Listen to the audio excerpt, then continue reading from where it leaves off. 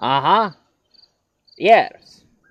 Well, you see, I want to star in your reality show of Sister Wives. I mean, since you always interview those Mormons, I thought it would be fitting to have the legendary Count Dracula himself in the show, since I have more brides than they do.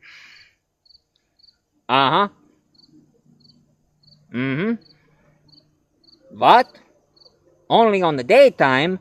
But I'm not a daytime person. I'm an evening person. Oh, yeah? Well, you suck more than I do. Sorry, folks.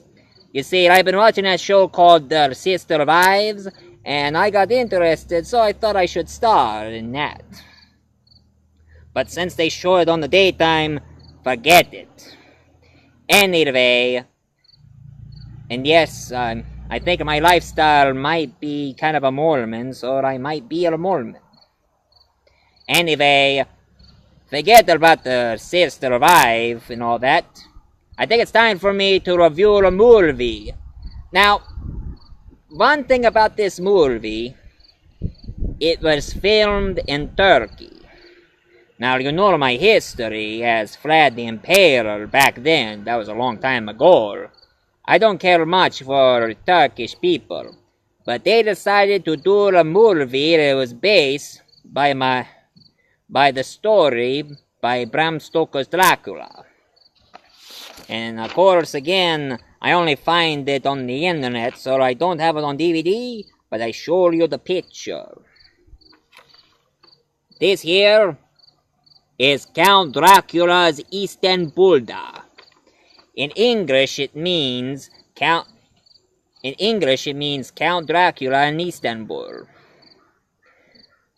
Now, I have to say, the movie itself, it's very interesting. I mean, even though the Turks, they take all the American movies and make their own versions, and most of them are pretty much copycats. But all in all, it's a very interesting story. The movie was made in 1953, so it's the first vampire movie in Turkey.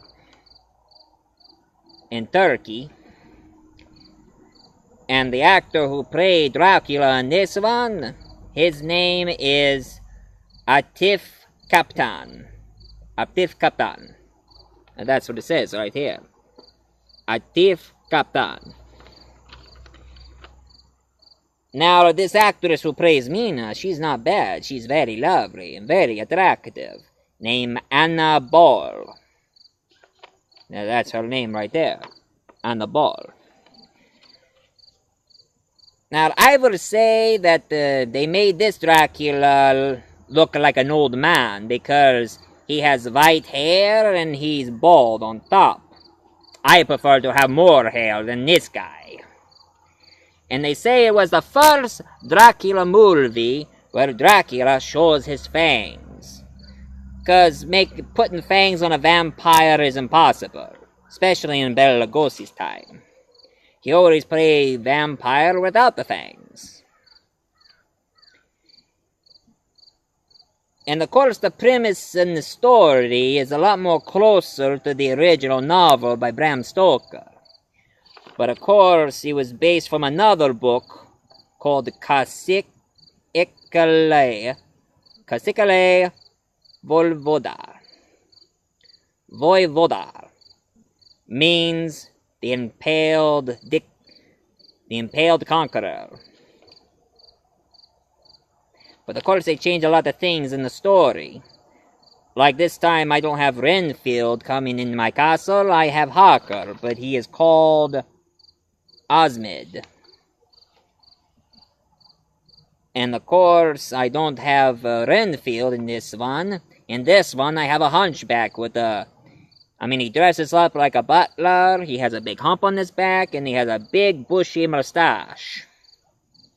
You couldn't even see his mouth, his mustache is so bushy.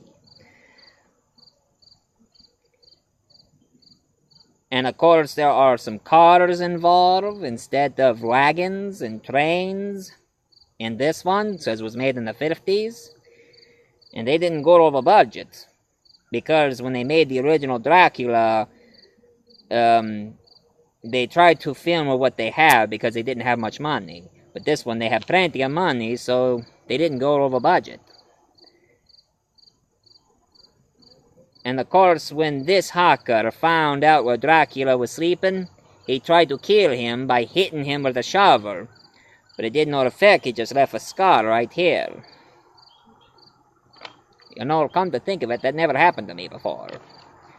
Now, even though true, I don't care much for the Turks, but the women are not bad-looking women. They're very attractive. But of course, that's the problem about Turks. Back in the 50s, 60s, and 70s, all the Turkish women always dance around in their bathing suits or bras and underwears. And they always say the Mexican actress always shows the cleavage. Women, the ones in Turk shows their belly button. And of course their legs all the way up to their panties. And it was made in this one, it's made in the 50s. And one thing that's very different about this Mina, she's not a normal average girl, she's a dancer. She goes on stage wearing long dresses, but she always shows her legs and her belly button and always dancing around. And of course they did that one bathtub scene where she gets up out of the bathtub covered in bubbles. Kinky. All in all, I give this thumbs up on this movie. You should look it up on YouTube or other websites that have these films. You should find them in subtitles, but there's hardly any dub. And of course there are other Turkish movies, and even some of them shows breasts. Topless Turkish women. But of course this one shows no nudity, so don't worry. All in all, this was the first Turkish Dracula ever made. I mean, the acting is okay. I mean, I'm just not much into Turks.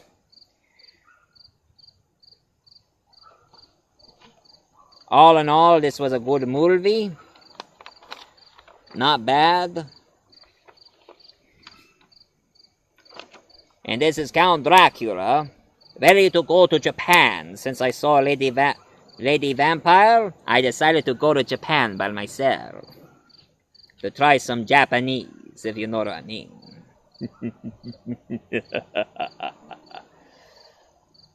Now, I'm not sure on my things this time, but if you wait just a minute, Mr. Multi-Voice Reviewer, also known as Michael Grimm, there's a message he wants to give to you. So if you excuse me. Michael! Yeah? You're up! Thanks, Count. And you know, when you have to go to Japan, I'm not spending all the money for your trip. It's all on you. I understand. Just go do your announcement right now. Okay, you boss me around, Count. Because I'm the Lord of the Vampires. Yeah. Jeesh. Oh, and by the way, Count. Yeah?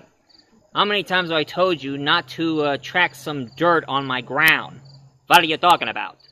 I mean, I know you want to sleep on your native soil in your coffin, but every time you get up out of your coffin, you're tracking dirt all through my house. I have a hard time trying to vacuum the rug. But sorry about that. I need a good, comfortable place to sleep in. Oh yeah? Well, try to sleep somewhere else.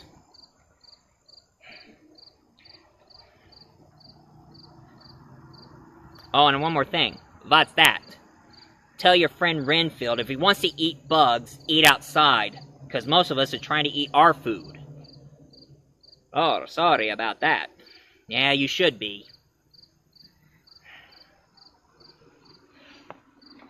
Oh, and by the way, Dracula, have a safe trip. Hey everyone, Michael Grimm here. I got a special report for you guys. Now, you know that sooner or later this is going to be the end of the month of September. So I think you guys better get ready for October. And this time, October, I got a special treat for you. This time in October, I won't be doing any more reviews for the day. What I'm going to be doing, ladies and gentlemen, is it's going to be a Halloween special for the multi-voice reviewer, ladies and gentlemen. And the special treat I'm going to give to you guys is I'm going to be telling you guys scary stories. And I'm not talking about, recent scary stories based from horror movies that are gory or bloody or kinky. I'm talking about old-fashioned stories. Some urban legends and Edgar Allan Poe's. So you better stay tuned, ladies and gentlemen, because I will be telling stories from Edgar Allan Poe, from urban legends, and also I heard that Christopher Walken's coming over to tell the story of the legend of Sleepy Hollow. So and of course Dracula's going to return and tell of his vampire story that he once heard. And that'll be the last time I'll be carpeting the rug, Dracula! Anyway, folks, you better stay tuned for October, because it's going to be coming pretty soon. And for all of you Halloween fans, trick or treat! So long, folks. Unpleasant dreams.